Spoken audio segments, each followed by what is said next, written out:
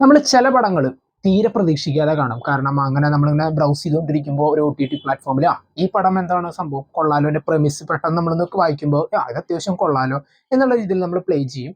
And അങ്ങനെ കണ്ട ഒരു സിനിമയാണ് ഇൻഫ്ലുവൻസർ. ഒരു സൈക്കോളജിക്കൽ ഹൊറർ ഫിലിമാണ് ഈ സിനിമയുടെ ജനർ. ഈ പടം ആദ്യത്തെ ഒരു അരമണിക്കൂർ ഓഫർ ചെയ്തിട്ടുള്ള ആ ഒരു പ്ലോട്ടിന്റെ ഒരു പ്രോമിസ് വളരെ നൈസായിരുന്നു. കാരണം തീരെ സ്ട്രേഞ്ചർ ആയിട്ടുള്ള ഒരാളായിട്ട് തായ്ലൻഡ് വെച്ച് പരിചയപ്പെടുന്ന മാഡിസൺ എന്ന വുമൺ, അവളൊരു സോഷ്യൽ മീഡിയ ഇൻഫ്ലുവൻസർ ആണ്.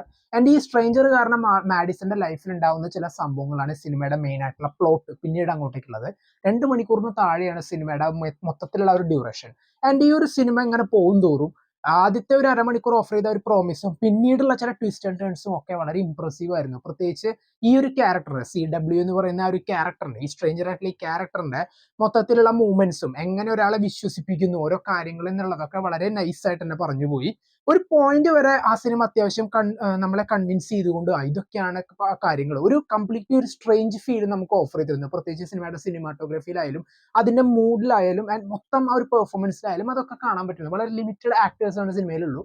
പക്ഷെ ഒരു ഹാഫ് വേ കഴിഞ്ഞപ്പോൾ സിനിമയുടെ ആ ഒരു മൊമെന്റം നഷ്ടപ്പെട്ടു എന്ന് വേണം നമുക്ക് പറയാം. കാരണം ഒരു പ്രത്യേക മോട്ടീവ് ഇല്ലാതെ, അല്ലെങ്കിൽ ആ ഒരു മോട്ടീവിന് പിന്നീട് ഒരു ബലം ഇല്ലാതെ സിനിമ മൊത്തം കൈവിട്ടു പോയൊരു അവസ്ഥയായിരുന്നു.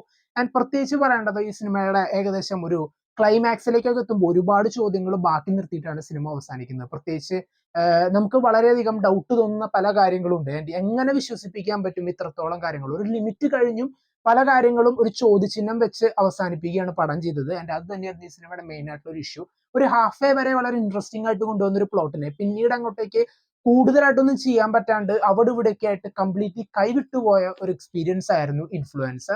ഈ പടത്തിന്റെ എടുത്തു പറയേണ്ട ഒരു പെർഫോമൻസ് CW എന്ന് പറയുന്ന ആ സ്ട്രേഞ്ചറിന്റെ ക്യാരക്ടർ ചെയ്തിട്ടുള്ള ആ ഒരു പെർഫോമൻസ് ആണ്. കിഡിലൻ പെർഫോമൻസ് തന്നെയായിരുന്നു. ആൻഡ് പല സീനിലും ആളിങ്ങനെ എന്താണ് ചെയ്യാൻ പോകുന്നത്, അല്ലെങ്കിൽ ആദ്യത്തെ ആ ഒരു അരമണിക്കൂറിൽ ഒരു പെർട്ടിക്കുലർ സീനിൽ ഈ ഒരു മാഡിസനായിട്ട് ഇങ്ങനെ സംസാരിച്ചുകൊണ്ടിരിക്കുമ്പോൾ ഒരു തീ ഇങ്ങനെ കത്തിച്ച് വെച്ചിട്ട് ഒരു ക്യാമ്പ് ഫയർ പോലുള്ള ഒരു സംഭവത്തിന്റെ ചുറ്റും ഇങ്ങനെ ഇരുന്നിട്ട് ഇവരിങ്ങനെ അങ്ങോട്ടും ഇങ്ങോട്ടും കോൺവെർസേഷൻ ചെയ്യുന്ന സീനുണ്ട്. ആ സീനിൽ താൻ എന്തായിരിക്കും ചെയ്യാൻ പോവുക എന്ന് തമാശ രൂപേണ അങ്ങനെ പറഞ്ഞുകൊണ്ടിരിക്കുമ്പോൾ മൊത്തം ആ ഒരു സൈലൻസും അല്ലെങ്കിൽ ആ ഒരു തീയുടെ ആ ഒരു സൗണ്ടിൽ ആളി പറയുന്ന കാര്യങ്ങളൊക്കെ നമുക്ക് തന്നെ ഒരു ക്രീപ്പി ഫീൽ തോന്നുന്ന ഒരു അവസ്ഥയായിരുന്നു. ഇതെന്ത് ഇങ്ങനെ സംസാരിക്കുന്നത് എന്ന് നമുക്ക് തന്നെ തോന്നുന്ന ഒരു ഫീൽ അവിടെ ക്രിയേറ്റ് ചെയ്തെടുക്കാനായിട്ട് ആ മൊത്തം ആ ഒരു സീനിൽ കാണിക്കാൻ പറ്റി.